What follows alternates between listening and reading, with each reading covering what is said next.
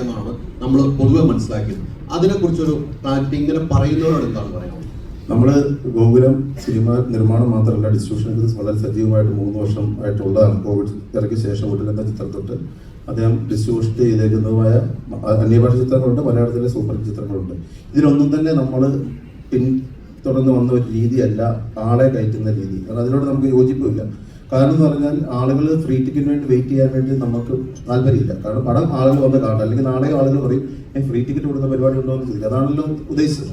പക്ഷേ നമ്മളെ സംബന്ധിച്ചിടത്തോളം എന്തുകൊണ്ടാണ് ഇപ്പം വളരെ സിമ്പിളായിട്ട് ഉദാഹരണം പറയാം, നമ്മൾ ആളെ കയറ്റി എന്നുള്ളത് അല്ല എന്ന് പ്രൂവ് ചെയ്യാൻ ഒറ്റ ഉത്തരം മതി. 1,77,000 ടിക്കറ്റ് ബുക്ക് മൈ ഷോയിൽ പടം റിലീസാകുന്ന 24 ഹവേഴ്സിനുള്ളിൽ വിറ്റ ഒരു ചിത്രത്തിന് ഇപ്പം നിങ്ങൾ ബുക്ക് മൈ ഷോ നിങ്ങളുടെ ഫോണിലുണ്ട് നോക്കിയാൽ കാരണം 34,200 വോട്ടുകളാണ് ഇന്ന് വരെ ചെയ്തേക്കുന്ന ആളുകൾ. നമ്മൾ ആദ്യത്തെ ട്രെൻഡ് കണ്ടപ്പോൾ തന്നെ, അതായത് പടം ഇറങ്ങി 8 മണിക്ക് തുടങ്ങി ഒരു ഷോ വിടാണ്ട് 2 മണിക്കൂർ 32 മിനിറ്റാണ് ഈ പടത്തിന്റെ ദൈർഘ്യം. ഇന്റർവ്യൂ ഉൾപ്പെടെ ആദ്യം ആളുകൾ വെളിയിറങ്ങുന്നത് 10 മണി കഴിഞ്ഞ് 40 മിനിറ്റിൽ ഇറങ്ങാൻ പാടുള്ളൂ. പക്ഷെ 9:45 ആയപ്പോഴേ പടത്തിന്റെ ഫുൾ റിവ്യൂ ഇവിടുത്തെ മിക്ക സ്ഥലങ്ങളിലും വന്നു തുടങ്ങി. അപ്പോൾ തന്നെ നമുക്ക് കാര്യം മനസ്സിലായി. പക്ഷെ അതിന്റെ ഒരു തീവ്രത മനസ്സിലായത് എപ്പോഴാണെന്ന് വെച്ചാൽ ഈ #, ക്യാമ്പയിൻ ഉൾപ്പെടെ, ഞങ്ങളുടെ ബുക്ക് മൈ ഷോയിൽ ഉൾപ്പെടെയാണ് #, ക്യാമ്പയിൻ ഉൾപ്പെടെ ചിത്രത്തിനെതിരെ കരുതി കൂട്ടി റേറ്റിംഗ്.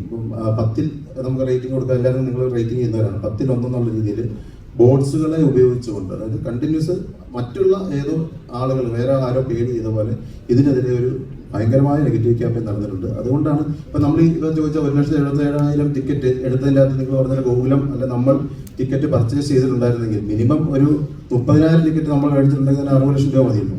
അത്രയും ടിക്കറ്റ് ഉണ്ടെങ്കിൽ നമുക്ക് ഈ വോട്ട് ഇട്ട് കഴിഞ്ഞാൽ നമുക്ക് 10 വേണം മേടിക്കാമായിരുന്നല്ലോ. നമ്മളത് ചെയ്തില്ല. കാരണം നമ്മൾ ടിക്കറ്റ് മേടിക്കാൻ സ്വാഭാവികമായിട്ട് ആ ടിക്കറ്റിന്റെ വോട്ട് ഇടാനുള്ള അവകാശം നമുക്ക് തന്നെയല്ലേ.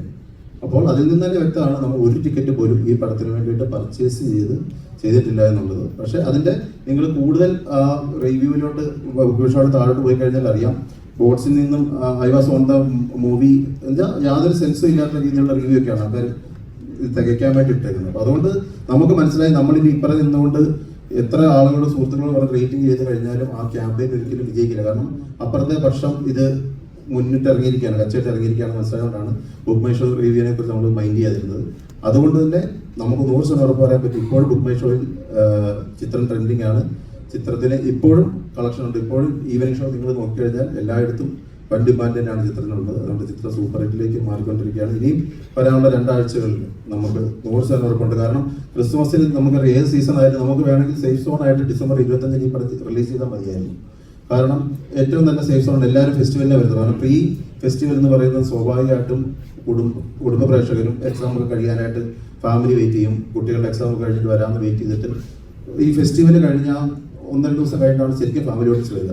നമ്മളതിന് വെയിറ്റ് ചെയ്യാതെ, കാരണം നമുക്ക് വെയിറ്റ് ചെയ്യുന്ന യൂത്ത് ഓഡിയൻസ് ഉണ്ടെന്ന് മനസ്സിലാക്കിക്കൊണ്ടാണ് നമ്മൾ 18-ന് റിലീസ് ചെയ്തത്.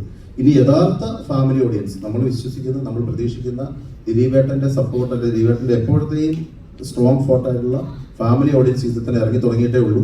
അവർ ഇന്നും നാളെ ഈ വരുന്ന വീക്കെൻഡുകളിൽ തീർച്ചയായും ചിത്രത്തിലെത്തി ഇത്രയുള്ള മറ്റൊരു ലെവലിലേക്ക് ഈ ചിത്രത്തെ കൊണ്ടുപോകും. 50 കോടിയിൽ നിന്നും 100 കോടി ക്ലബ്ബ് വിദൂരമല്ല എന്നുള്ള 100% കോൺഫിഡൻസിലാണ് നമ്മൾ എല്ലാവരും ഇരിക്കുന്നത്.